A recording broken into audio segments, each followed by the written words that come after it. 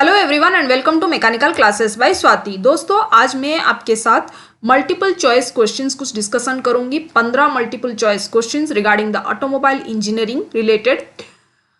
उस 15 क्वेश्चंस में से आपने कितने आंसर सही से दिए हैं वो मुझे कमेंट सेक्शन में दोस्तों जरूर बताना। और ये वीडियो अच्छी लगी तो लाइक कीजिए और मेरे चैनल को दोस्तों सब्सक्राइब कीजिए ताकि आने वाली जो भी मैं वीडियोस बनाऊंगी दोस्तों उसका नोटिफिकेशंस डायरेक्टली आपके मोबाइल में पहुंच सके। तो चलिए अभी वीडियो को शुरू करते हैं और डिस्कस करते हैं कुछ मल्टीपल चॉइस क्वेश्चंस जो कि आपका एंट्रेंस एग्जाम क्लियर करने में पूरी से पूरी हेल्प करेगी। देखिए पहला क्वेश्चन से, during braking the brake shoe is moved outward to press against the. Option number A wheel, piston और cylinder, B brake lining, C brake drum और disc and D wheel rim और axle. दोस्तों सही answer होगा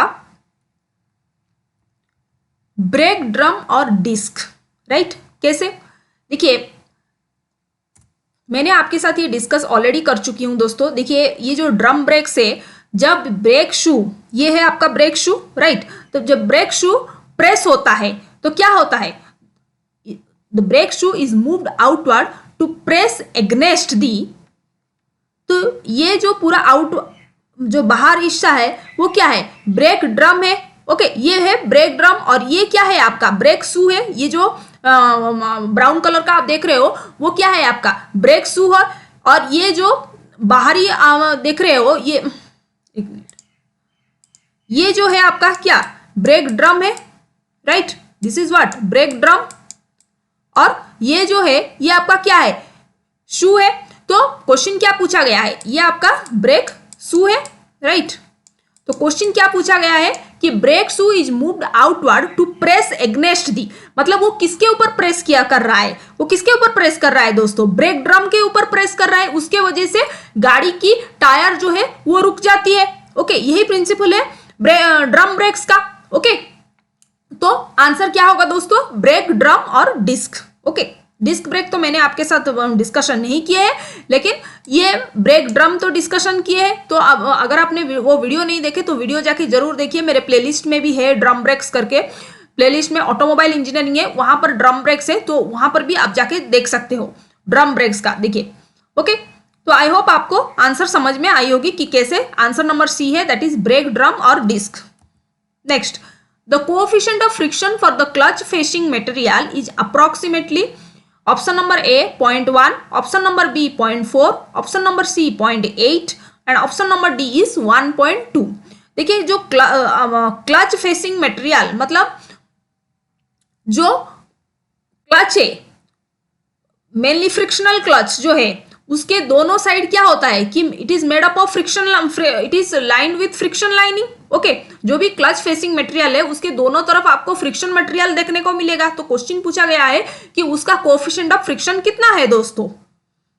तो solution होगा दोस्तों 0.8। Solution होगा कोएफिशिएंट ऑफ फ्रिक्शन 0.8। ओके, ये जो आप देख रहे हो ये क्लच प्लेट है, तो उसके दोनों साइड आपको फ्रिक्शन लाइनिंग देखने को मिलेगा। तो क्वेश्चन पूछा गया है कि उसका कोएफिशिएंट ऑफ फ्रिक्शन जो है वो क्या होगा? कोएफिशिएंट ऑफ फ्रिक्शन क्या होगा? 0.4 होगा उसका answer. Right? Next, the stroke of an engine is bit A the volume of the cylinder, bit B length of the connecting rod, bit C internal diameter of the cylinder and D distance between TDC and BDC. TDC means top dead centre and BDC means bottom dead centre. तो stroke of the engine क्या है पूछा गया है दोस्तों। बहुत ही easy सवाल है और ये क्वेश्चन के बारे में भी मैंने वीडियोस में भी डिस्कशन किए हैं ये रिगार्डिंग दिस स्ट्रोक। ओके, तो क्या होगा उसका answer? Distance between TDC and BDC. Okay, stroke क्या है दोस्तों? देखिए आप ये सिलेंडर देखिए, मैं आपको समझा रही हूं फिर से। देखिए ये जो सिलेंडर है आप देख सकते हैं, ये है उसका top dead centre. Top dead centre मतलब मैक्सिमम जो पिस्टन जहां तक राइज कर सके उसको बोला जाता है टॉप डेड सेंटर। फिर बॉटम डेड सेंटर क्या है दोस्तों? जहां तक पिस्टन लोएस्ट सिलेंडर तक, सिलेंडर में पिस्टन जहां लोएस्ट तक जा सकता है उसको बोला जाता है बॉटम डेड सेंटर। टॉप मतलब टॉप कितना तक पहुंच सकता है पिस्टन जब राइज करता है, तो उसको बोला जाता है टॉप डेड सेंटर, और बॉटम में कहां तक पिस्टन जा सकता है उसको बोला जाता है बॉटम डेड सेंटर। तो इन दोनों में जो डिस्टेंस है उसको क्या बोला जाता है दोस्तों? स्ट्रोक बोला जाता है। When the piston moves from top dead centre to bottom dead centre, then it is one stroke. Bottom dead centre to again top dead centre, that is one stroke. So top dead centre to bottom dead centre में जो differences है, जो भी distance है, उसको क्या बोला जाता है दोस्तों? स्ट्रोक बोला जाता है। तो सही आंसर क्या होगा कि distance between the top dead centre and bottom dead centre, right. Next, in petrol engine during suction stroke what is drawn inside the cylinder? Okay, मतलब पूछा गया है कि पेट्रोल इंजन जो है उसमें क्या अंदर, जो सिलेंडर के अंदर क्या भेजा जाता है, स्पेशली सक्शन स्ट्रोक में पूछा गया है। देखिए क्वेश्चन में क्या पूछा गया है कि सक्शन स्ट्रोक में क्या अंदर जाता है पेट्रोल इंजन में। ओके, पेट्रोल इंजन में क्या अंदर जाता है? Question number A, air and fuel. Question number B, option number B only fuel, option number C only air, option number D none of these. तो क्या जाता है दोस्तों? देखिए पेट्रोल इंजन में क्या होता है कि कार्बोरेटर होता है जो कि एयर और फ्यूल दोनों को मिक्स करता है और फिर यहां सक्शन स्ट्रोक में इनलेट वाल्व के थ्रू भेज देता है, राइट। सो अब सॉल्यूशन क्या होगा आपका? Option number A, that is air and fuel is the correct answer. Petrol engine में क्या होता है? कार्बोरेटर रहता है। कार्बोरेटर क्या करता है? एयर एंड फ्यूल को मिक्स करता है। एयर एंड फ्यूल को मिक्स करके क्या करता है? इनटेक वाल्व खुलता है और फिर वहां सिलेंडर के अंदर भेज देता है। ओके, सो सही answer air and fuel. Next, the capacity of the battery is usually expressed in, option number A volts, option number B amperes, option number C weight and option number D ampere hours.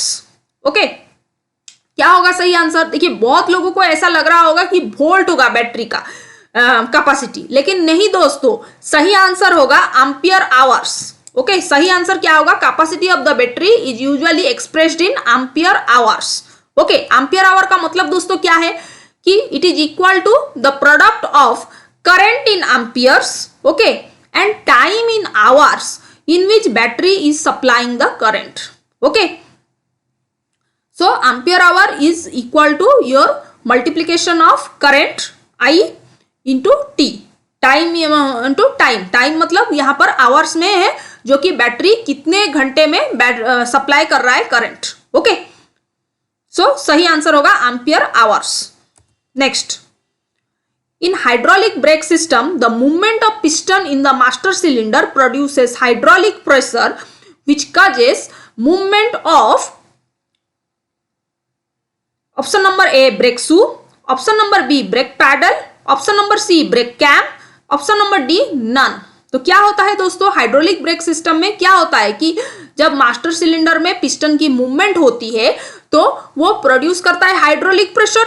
Okay, तो वो hydraulic pressure जो है वो किसका movement करता है इन चारों में से? I brake shoe, brake pedal, brake cam और नॉन।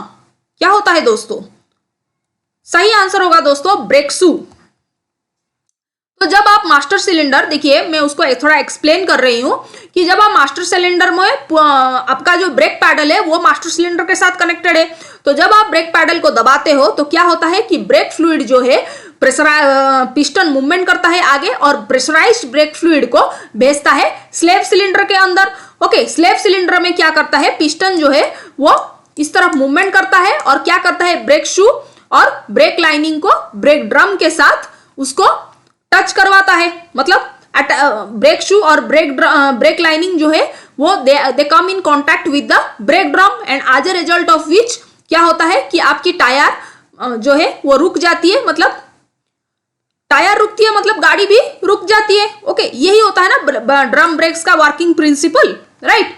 तो सही आंसर क्या होगा? ब्रेक शू की मूवमेंट हो रही है, ब्रेक पैडल की मूवमेंट तो नहीं हो रही है, ब्रेक शू की मूवमेंट हो रही है जिसकी वजह से ड्रम ब्रेक्स जो है काम करता है। तो सही आंसर क्या होगा दोस्तों? Brake shoe.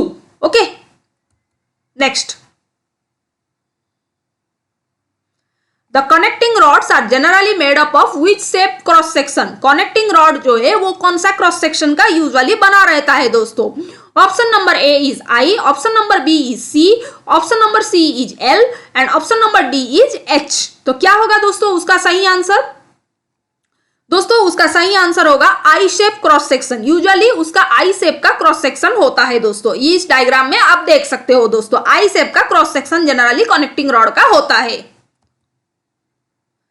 Next, now question number 8, if the air fuel mixture ignites before the spark take place at spark plug then the condition is known as dash। Okay, अगर एयर फ्यूल मिक्सचर मान के चलिए कि ignite हो गया before the spark take place, मतलब spark plug ने अपना स्पार्क का काम नहीं किया, उससे पहले ही एयर फ्यूल मिक्सचर जो है वो इग्नाइट कर चुका है, then the condition is known as what? Option number A is detonation, option number B is ignition, option number C is pre ignition and option number D is rumble. तो क्या होगा दोस्तों उसका सही आंसर? उसका सही आंसर दोस्तों होगा प्री इग्निशन। जब एयर फ्यूल मिक्सचर इग्नाइट कर जाता है, मतलब बर्निंग करने लगता है before the spark take place, मतलब स्पार्क प्लग ने अपना काम नहीं किया और एयर फ्यूल मिक्सचर बर्न हो गया है, तो उस कंडीशन को हम लोग क्या बोलेंगे दोस्तों? उस कंडीशन को बोलेंगे pre ignition. Okay,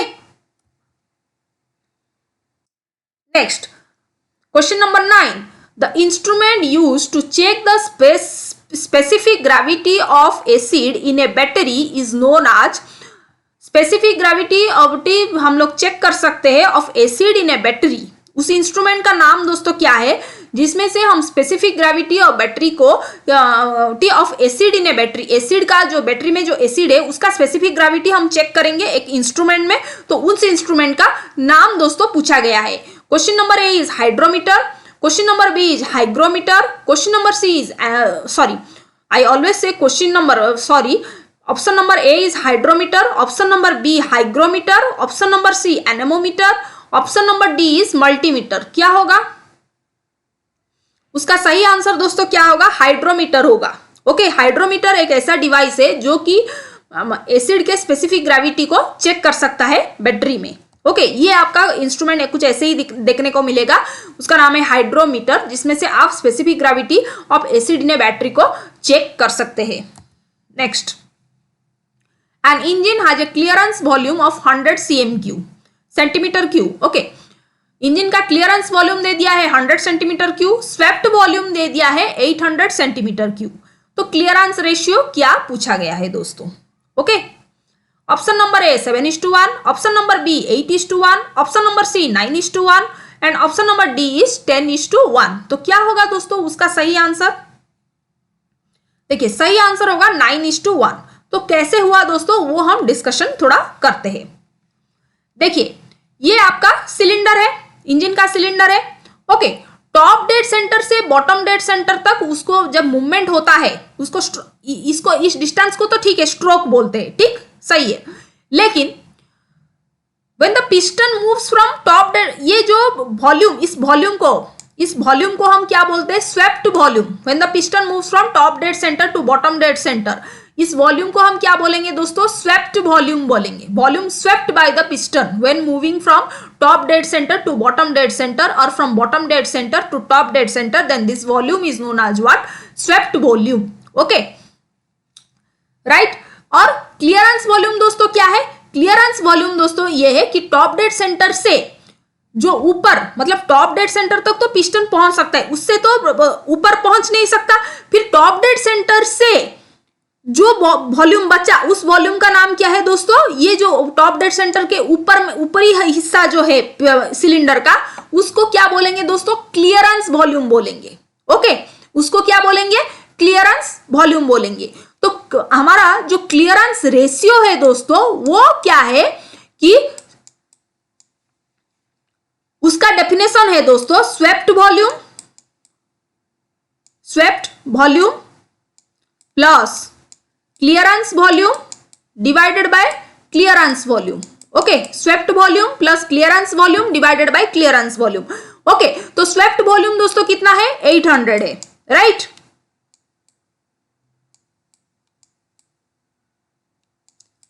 clearance volume कितना है? 100 divided by clearance volume is 100, so 900 divided by 100। Okay, 900 divided by 100 मतलब 9:1 हो गया। Okay, so correct answer will be how much? 9:1, right. I hope आपको समझ में आई होगी, ऐसे सिंपल कैलकुलेशंस पूछे जाते हैं एग्जाम में, ओके।